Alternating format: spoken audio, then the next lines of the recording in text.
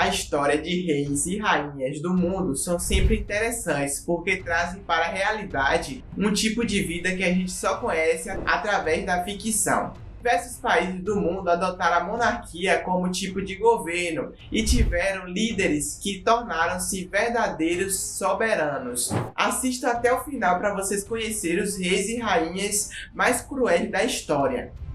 Fala galera, beleza? Meu nome é Vinícius Soares e sejam bem-vindos a mais um vídeo. E no vídeo de hoje eu vou falar sobre 7 reis e rainhas mais cruéis da história. Mas antes, já vão clicando no gostei e se inscrevam no canal que vai me ajudar muito. Então bora pro vídeo.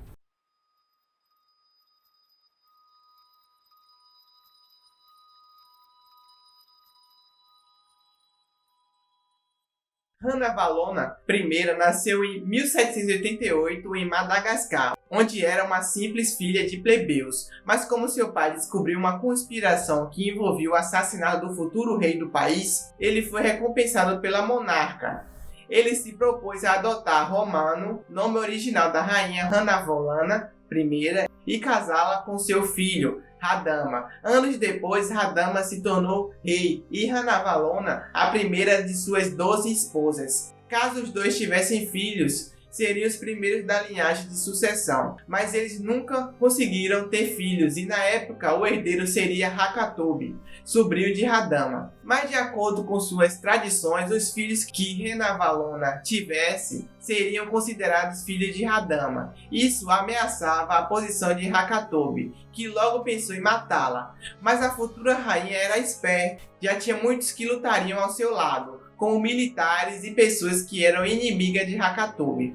Em 12 de junho de 1829, a filha deste civil se tornou uma rainha. Seu primeiro ato foi matar Hakobi, sua mãe e alguns parentes. Além de cruel, a rainha também estava muito zangada. Ela expulsou missionários, abandonou acordos comerciais com a França e a Grã-Bretanha e até lutou contra a marinha francesa.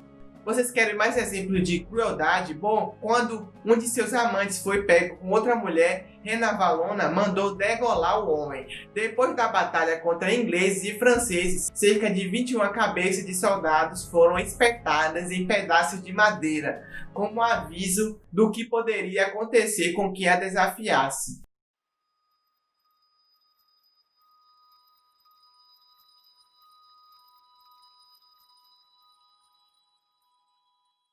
Murad IV era filho de Sultão Ahmed I, do Império Otomano. Murad subiu ao poder logo quando tinha entre 11 e 14 anos. Muitos historiadores falam sobre o sucesso do governo de Murad em comparação aos seus antecessores. Mas eles esquecem também da tirania de Murad. Ele nasceu em um período que todo o reino estava sob ataque, que o levou a adotar uma violência que viu em sua vida e a usá-la como quisesse. Ele matou seus irmãos, proibiu fumar e tomar café em todo o seu império.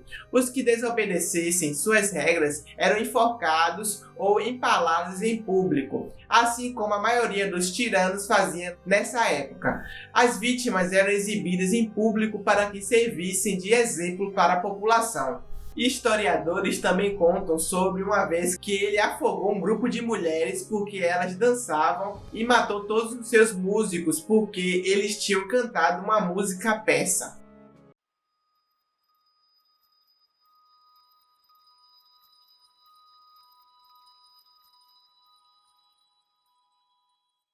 Roma deu ao mundo grandes artistas, pensadores, inventores e grandes mentes que são conhecidas até hoje. Mas Roma também deu ao mundo alguns governantes notórios e excêntricos, como Nero e Calígula. Também podemos citar Heliogábalo, por exemplo. Heliogábalo, também conhecido como Elagabalus, foi um imperador romano da dinastia Severa, durante os anos de 218 a 222. Sua mãe, Júlia Soémia, era de origem síria, e seu pai chamava-se Sexto Vário Marcelo. Durante sua juventude, serviu como sacerdote do deus Elgabal, na cidade natal da família de sua mãe, Emésia, na província da Síria. No ano de 217, o imperador Caracalla foi morto e substituído pelo seu prefeito do pretório, Marco-Pélio Macrino. A tia materna de Caracalla, Júlia Mesa, instigou com sucesso uma revolta entre a Terceira Legião para ter o seu neto mais velho, Heliogábalo, declarado imperador. Macrino foi derrotada na Batalha de Antioquia em 218, após a qual Heliogábalo, de apenas 14 anos, subiu ao poder e deu início a um governo marcado por escândalos sexuais e polêmicas religiosas. As atrocidades eram terríveis. Ele fez sacrifícios humanos, construiu uma torre para quem gostaria de cometer suicídio e via pessoas morrendo enquanto se satisfazia com fartos banquetes.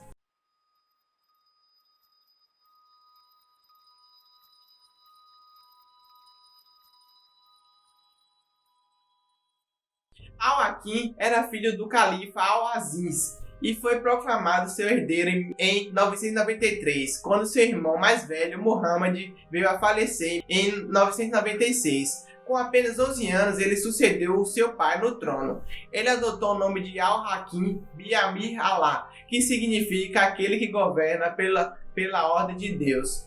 Após assumir o cargo, a tradição de tolerância de seu antecessor foi quebrada. Então começou a perseguição a cristãos e judeus, destruindo templos e matando peregrinos. As razões apresentadas são principalmente para as cruzadas.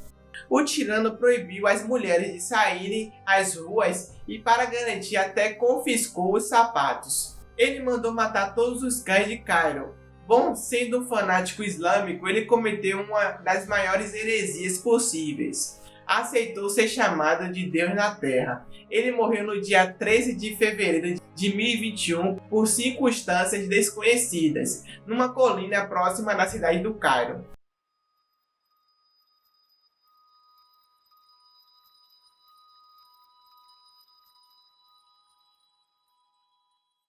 Já ouviu falar nessa mulher, Valéria Messalina? Esta mulher, também conhecida somente como Messalina, era a terceira esposa do imperador Cláudio. Ela era também prima pelo lado do pai de Nero, prima de segundo grau de Calígula e sobrinha bisneta de Augusto. Com um temperamento menos violento, ela ficou famosa por apunhalar seu marido centenas de vezes, traindo com outros homens. O casamento durou 10 anos, tempo que ela se fez passar por prostituta numerosas vezes. Ela até chegou a fazer uma competição com uma delas, para ver quem fazia sexo com mais homens em 24 horas. Messalina venceu com 25 parceiros. Em 48 d.C., armou um complô com um de seus amantes para matar Cláudio. O plano foi descoberto antes de ser posto em prática, e ela foi executada.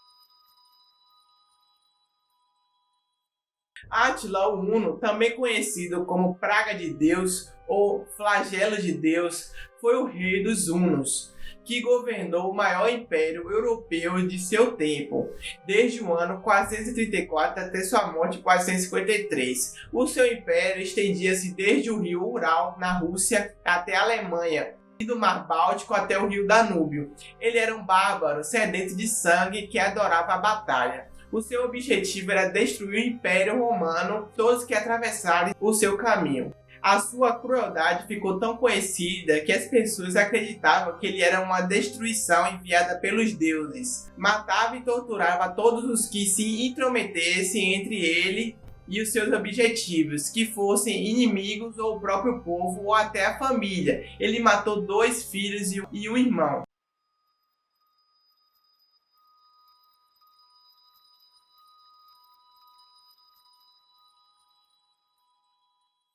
E finalmente chegamos ao cara mais insano dessa lista. Estamos falando do terceiro imperador de Roma. O cara era terrível, sendo selvagem, sádico, extravagante e que adorava aventuras sexuais. Nos primeiros 3 meses de seu reinado, mais de 160 mil animais foram sacrificados. Ele acreditava ser um deus e a lei tornou-se um instrumento de tortura.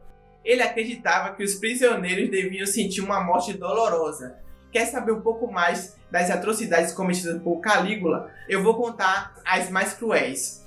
Ele começou a assassinar brutalmente por diversão. Ele matava seus oponentes de forma lenta e dolorosamente durante horas ou dias. Ele decapitou e estrangulou crianças. Pessoas foram agredidas com correntes pesadas. Ele forçou as famílias a assistir à execução de seus filhos. Muitas pessoas tiveram suas línguas cortadas.